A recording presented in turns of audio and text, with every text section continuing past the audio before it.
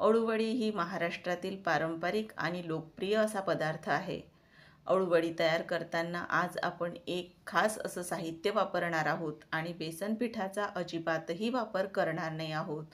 आता तुम्ही म्हणाल अळूवडी आणि बेसन पीठ, तर हो, तुम्ही अगदी बरोबर ऐकलत। अजिबातही बेसन पिठाचा वापर न करता आपण तयार करणार आहोत।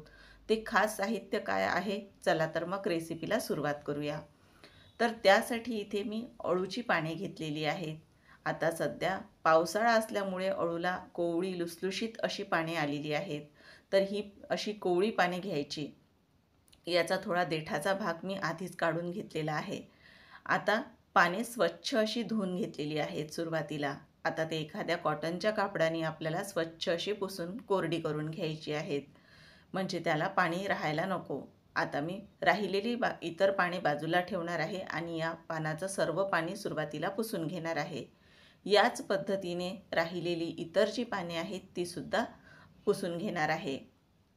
तर बघा, पान आता आपलं किती असं लुसलुशीत कोवळं पान आहे, पण तरीही थोडा जो हा शिरीचा भाग असतो तर तो आपल्याला काढून घ्यायचा आहे, म्हणजे आपण जेव्हा अळूवडीचा रोल तयार करतो तर तो रोल व्यवस्थित असा वळल्या जात नाही।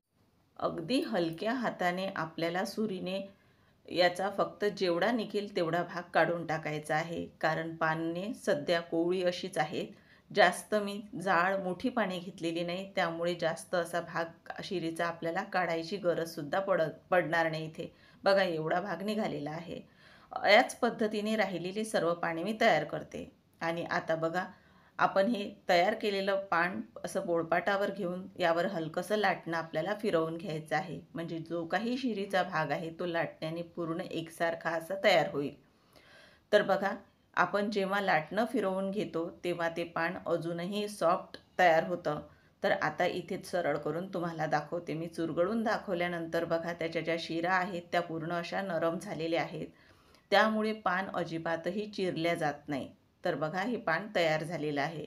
आता सर्व पाने अशीच आपण तयार करून घेणार आहोत। तर ही सर्व पाने मी इथे तयार करून घेतलेली आहेत। आता या पानांसाठी आपल्याला जे बेसन पीठ तयार करून घ्यायचं आहे ते आपण तयार करून घेणार आहोत। पण इथे बेसनाचा अजिबातही मी वापर करणार नाही बरं। तर इथे सुरुवातीला सांगितल्याप्रमाणे ते खास साहित्य आहे ते म्हणजे इथे फुटाण्याची डाळ। तर 1 कप फुटाण्याची डाळ मी घेतलेली आहे। मी 8 ते 10 पाने घेतलेली आहेत, त्यासाठी 1 कप फुटाण्याची डाळ पुरेसी आहे। तर इथे फुटाण्याची डाळ आपण इथे जास्त जुनी अशी घेऊ नका, कारण फुटाण्याची डाळ बघा ती भाजलेली असते, त्यामुळे ती हलकी असते आणि जास्त जुनी जर असेल तर अजूनही तिचा चिकटावा कमी होतो। तर डाळ इथे मिक्सरमध्ये मी बारीक करून घेतलेली आहे। चांगली बारीक करायची, यामध्ये जास्त जाड असे कण राहायला नको। आता आणखी एक दुसरं वाटण तयार करू। तर दुसरं वाटण तयार करण्यासाठी बघा, इथे मी मूठभर अशी कोथिंबीर, थोड्या कोथिंबीरच्या कोवळ्या अशा काळ्यासुद्धा घेतलेल्या आहेत। यामुळे वाटणाला छान चव येते। आणि 7 ते 8 लसूण पाकळ्या, अर्धा चमचा जिरं, अर्धा इंच आलं आणि 4 ते 5 हिरव्या मिरच्या घेतलेल्या आहेत। मिरच्या तिखट असल्यामुळे 4 ते 5च घेतलेल्या आहेत। बऱ्याचदा थोडंसं लाल तिखटही वापरलं जातं, पण मी फक्त हिरव्या मिरचीचाच वापर करणार आहे। आता जे सर्व साहित्य मी तुम्हाला सांगितलेलं आहे ते मिक्सरच्या भांड्यामध्ये आपण टाकून घेणार आहोत आणि पाणी न टाकता आपल्याला याचं वाटण तयार करायचं आहे। जास्त बारीकही नाही केलं तरीही चालेल, पण जास्त जाडही ठेवू नका। तर आता बघा, याचं मी वाटण तयार करून घेते आणि वाटण तयार केल्यावर तुम्हाला दाखवते। तर इथे बघा, आपण जे साहित्य घेतलेलं होतं ते फक्त आपले रोजच्या ज्या स्वयंपाकघरात आपण वापरतो तेच इथे वापरलेलं आहे। तर हे वाटण बघा इथे तयार करून झालेलं आहे। आता पाण्याचा अजिबातही या वाटणासाठी आपण वापर केलेला नव्हता। आता एक मोठं असं भांडं घेतलेलं आहे, त्यामध्ये आपण बारीक करून घेतलेली इथे फुटाण्याची डाळ जी होती ती पूर्ण आपण पावडर अशी तयार करून घेतलेली आहे, ती टाकून घेतलेली आहे। आता आपली अळूवडी अजूनही कुरकुरीत तयार होण्यासाठी यामध्ये आपण तांदळाचं पीठ वापरणार आहोत। तर 1 कप फुटाण्याची डाळ घेतलेली होती, त्यासाठी 1/4 कप इथे मी तांदळाचं पीठ घेतलेलं आहे। तांदळाचं पीठही बारीक असलं पाहिजे, जास्त जाडसर असं घेऊ नका।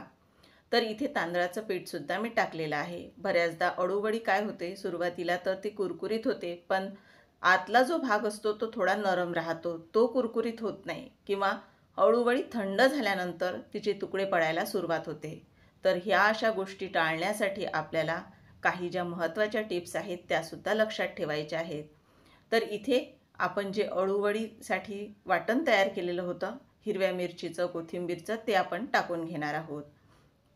तर इथे आपण तांदळाचं जे पीठ घेतलेलं आहे, तर अळूवडी आतपर्यंत याने कुरकुरीत अशी तयार होते. आणि जी फुटाण्याची डाळ वापरलेली आहे तर ती भाजलेली असल्यामुळे हलकी असते, तर त्यामुळे अळूवडीसुद्धा हलकी अशी तयार होते. आता इथे 1 चमचा तीळ घेतलेले होते, पण मी त्यामधले अर्धेच टाकलेले आहेत. इथे पाव टीस्पून एवढी हळद घेतलेली आहे, पण हळद जास्त वापरू नका. हळद तेलामध्ये थोडी करपते आणि अळूवडीचा रंगही बिघडतो. इथे पाव चमचा मी धना पावडर घेतलेली आहे आणि पाव टीस्पून एवढा हिंग घेतलेला आहे. यामध्ये आता आपल्याला लहान लिंबा एवढा मी गूळ घेतलेला आहे, तो गूळ टाकलेला आहे. फार जास्तही घ्यायचा नाही. आता इथे लहान लिंबा एवढी चिंच मी भिजत घातलेली होती आणि तिचा असा चिंचेचा कोळ मी तयार करून घेतलेला आहे. तो चिंचेचा कोळसुद्धा मी यामध्ये टाकलेला आहे. चमचा ते 1.5 चमचा एवढा हा चिंचेचा कोळ असेल. तर आता आपण यामध्ये चवीनुसार मीठसुद्धा टाकून घ्यायचं आहे. मीठही टाकून घेतलेलं आहे. आता यामध्ये अळूवडी आणखीनही कुरकुरीत येण्यासाठी मी चमचाभर तेल टाकणार आहे. तेल जरूर वापरा, पण इथे मी गरम अजिबातही तेल वापरलेलं नाही. असं आपलं रूम टेम्परेचरचं जे तेल आहे तेच वापरलेलं आहे. फक्त चमचाभर टाकायचं. आता सर्व साहित्य एकत्र करून घेतलेले आहेत आणि यामध्ये थोडं थोडं पाणी टाकत आपल्याला जे आपण फुटाण्याची डाळ बारीक करून घेतलेली आहे, इतर साहित्य टाकलेलं आहे, तर त्याचं आपल्याला सर्व याचं एक मिश्रण तयार करायचं आहे. घट्ट असं, जास्त सैलसर असं करू नका. थोडं थोडं पाणी टाका, एकदम टाकू नका. आता इथे पाण्याचं प्रमाण अंदाजाने आपल्याला ठरवायचं आहे. आता इथे फार जास्तही पातळ करायचं नाही. फार जास्त पातळ केलं तर त्याचा जो थर आपण अळूच्या पानावर देणार आहोत तो जास्त पातळ असा तयार होईल. जास्त घट्ट जर तुम्ही तयार केलं तर तो थर जास्त जाडसर तयार होईल आणि अळूवडी कुरकुरीत होणार नाही. तर इथे बघा, थोडं पाणी टाकल्यानंतर मी अगदी अर्धा ते 1 मिनिट हे फेटून घेतलेलं आहे. फेटल्यामुळे अजूनही मिश्रण हलकं तयार होतं आणि हे मिश्रण अगदी तयार झालेलं आहे आता. तर एकदा बघा, मी तुम्हाला दाखवते कशा पद्धतीचं हे तयार झालेलं आहे.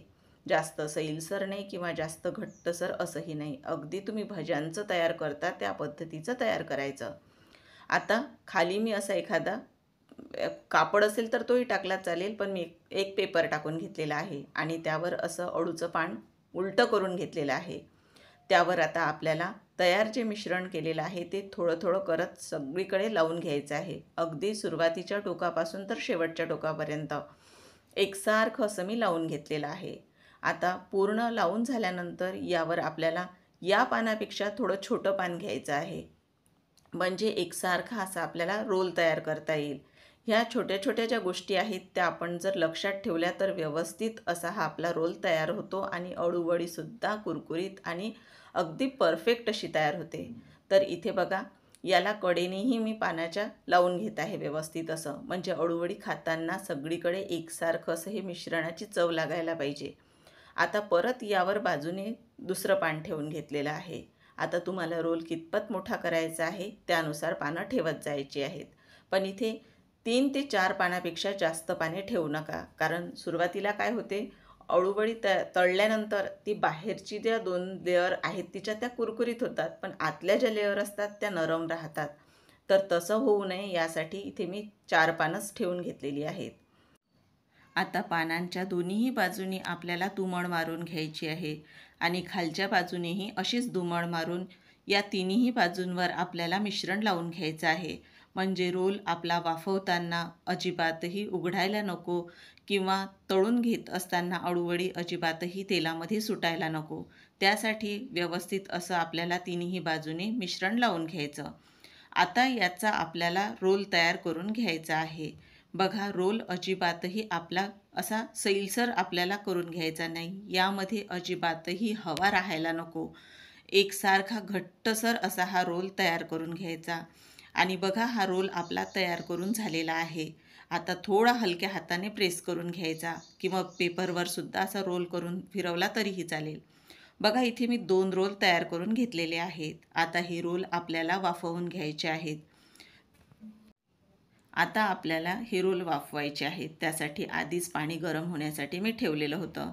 आता हे रोल आपल्याला 5 ते 7 मिनिटच वाफवून घ्यायचे आहे. यापेक्षा जास्त वाफवू नका. कारण जास्त जर तुम्ही वाफवून घेतले तर अळूची पाने ही लगेचच शिजल्या जातात आणि त्यांचा नंतर गिचका होतो. तर तसं होऊ नये यासाठी 5 ते 7 मिनिटं पुरेसे आहे. आता वाफवलेले रोल आपल्याला आधी पूर्ण थंड करून घ्यायचे. थोडे जरी रोल गरम असतील तर अजिबातही ते कट करून घ्यायचे नाही आणि पानांचा रंगसुद्धा बघा हलकासा बदललेला आहे. आता इथे रोल मी पूर्ण थंड करून घेतलेले आहेत आणि आता आपल्याला याच्या वड्या तयार करून घ्यायच्या आहेत. वड्या तयार म्हणजे कट करत असताना जास्त जाड नाही किंवा जास्त अशा पातळही कट करायच्या नाही. म्हणजे जास्त जाड जर तयार केल्या तुम्ही तर तेलामध्ये त्या चांगल्या अशा कुरकुरीत तळल्या जाणार नाहीत आणि जास्त पातळ अशा तयार केल्या तर कडक तयार होतील. असं होऊ नये यासाठी बघा मी ज्या पद्धतीने दाखवते तशा तयार करून घ्यायच्या. तर आता ह्या सर्व अळूवड्या मी तयार करून घेते आणि नंतर मग तुम्हाला दाखवते. तर इथे बघा एकसारख्या अशा मी पूर्णच अळूवड्या ह्या कट करून घेतलेल्या आहेत आणि इथे बघा याच्या लेयर्स किती छान अशा दिसत आहेत. पण जेव्हा आपण तळू तेव्हा आणखीनही ह्या स्पष्ट अशा दिसायला लागतील. तर इथे हे रोल बघा आतपर्यंत छान वाफवल्या गेलेले आहेत. आता अळूवडी तळत असताना तेलाचं टेम्परेचर खूप महत्त्वाचं आहे. अळूवडी टाकताना तेल गरम करायचं आणि नंतरच अळूवडी टाकायची तेलामध्ये. अळूवडी जेवढी तुमच्या तेलामध्ये बसेल तेवढीच टाका किंवा 1-2 कमी टाकल्या तरीही चालतील. जास्त जर अळूवड्या तेलामध्ये टाकल्या तर तेलाचं टेम्परेचर कमी होतं आणि त्यामुळे अळूवडी तेलामध्ये सुटायला लागते. आता तेल जर जास्त असं धुवाधार गरम झालेलं असेल तर अळूवडी लगेचच बाहेरून रंग येईल तिला आणि आतून ती नरमच राहील. यासाठी तेल जास्त गरमही नको किंवा थोडं थंड असंही नको. तर बघा इथे अळूवडी आलटून पालटून दोन्हीही बाजूनी आपण तळून घेतलेली आहे आणि तिला रंगही बघा किती छान आलेला आहे. आता जे काही जास्तीचं असं तेल असेल ते असं थोडं झारून घ्यायचं. तर बघा अळूवडी जी आहे ती अजिबातही तेलकट झालेली नाही. आता 1-2 वेळा असं हलक्या हाताने झटकून ती अळूवडी आपल्याला टिश्यू पेपरवर काढून घ्यायची आहे. आणि याच पद्धतीने राहिलेली जी दुसरी बॅच आहे तीसुद्धा मी तळून घेणार आहे. आता ही अळूवडी तुम्हाला अशी गरम खायची असेल तर पाहिजे तेवढ्याच तुम्ही अळूवड्या तळून घ्यायच्या आणि हवाबंद डब्यामध्ये रोल कट करून घेतलेले आहेत किंवा कट जरी नाही केले तरी तुम्ही तसेही हवाबंद डब्यामध्ये फ्रीजमध्ये ठेवू शकता आणि जेव्हा तुम्हाला गरमागरम असे खावेसे वाटले तेव्हा तुम्ही तळू शकता. तर इथे मला पाहिजे तेवढेच मी तळणार आहे आणि राहिलेल्या आहेत अळूवड्या त्या मी हवाबंद डब्यामध्ये फ्रीजमध्ये ठेवणार आहे. म्हणजे तुम्हाला मुलांना डब्यामध्येही देण्यासाठी गरमागरम असे तुम्ही ऐन वेळेवर सुद्धा तळून देऊ शकता किंवा तसेही मुलांना संध्याकाळी काही खायला लागलं गरमागरम तर तळून देऊ शकता. तर बघा दुसरी बॅचसुद्धा अशीच तळून झालेली आहे माझी आणि तिलाही बघा किती छान रंग आलेला आहे. आता सर्व अळूवड्या मी तळून घेतलेल्या आहेत. आता आपण त्या एका दुसऱ्या प्लेटमध्ये काढून घेणार आहोत. तर बघा अजिबातही ह्या तेलकट अशा झालेल्या नाही. आता याचंही काही जे राहिलेलं तेल असेल ते असं हलक्या हाताने झारून घ्यायचं म्हणजे ते पडून जातं. आणि बघा इथे आपल्या अळूवड्या ह्या तयार झालेल्या आहेत. तर बघा याच्या लेअर्ससुद्धा तुम्हाला मी दाखवते आणि एकसारख्या अशा ह्या तयार झालेल्या आहेत. तर इथे बघा जवळून दाखवते तुम्हाला किती छान दिसत आहेत आणि कुरकुरीत झाल्या आहेत की नाही ते सुद्धा याचा आवाज ऐकवते.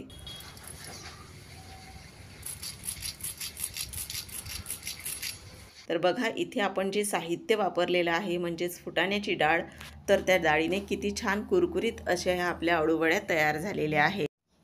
इथे मी सांगितलेल्या टिप्स लक्षात ठेवून तुम्हीसुद्धा एकदा नक्की करून बघा. इथे आपल्या कुरकुरीत अळूवडी तयार झालेली आहेत. ही अळूवडी चहाबरोबर, जेवणात किंवा नाश्त्यालाही खूपच छान लागते. तुम्ही ही सोपी रेसिपी एकदा नक्की करून बघा आणि तुमचा अनुभव माझ्यासोबत नक्की शेअर करा. रेसिपी तुम्हाला आवडल्यास लाईक, शेअर आणि चॅनललासुद्धा सबस्क्राईब करायला विसरू नका. पुन्हा छानशा एखाद्या रेसिपीसोबत आपण नक्की भेटूया. तोपर्यंत मस्त खा, स्वस्त रहा. धन्यवाद.